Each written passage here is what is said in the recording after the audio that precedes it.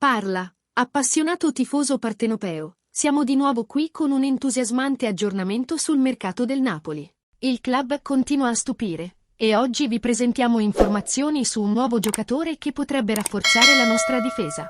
Prima di addentrarci nei dettagli, vi ricordiamo di supportare il canale mettendo mi piace e iscrivendovi. Ora, passiamo alle novità. Il Napoli è attivamente impegnato nella ricerca di rinforzi per la difesa, e dopo le trattative per Neuen Perez e Radu Dragusin, emerge un nuovo nome: Martinez Quarta.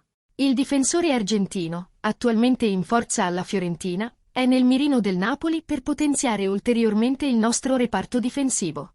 Martinez Quarta, noto per le sue eccellenti prestazioni nei quarti di finale di Coppa Italia con la Fiorentina, ha attirato l'interesse del Napoli. Si sta esplorando la possibilità di negoziare con il club gigliato. Questa mossa sottolinea la determinazione del Napoli nel rafforzare la difesa e assicurare opzioni di qualità per la prossima fase della stagione. La ricerca di rinforzi da parte del Napoli continua, e Martinez Quarta si presenta come un nome promettente da inserire nella rosa. Restate sintonizzati per ulteriori aggiornamenti sulle trattative e, naturalmente, condividete le vostre opinioni nei commenti.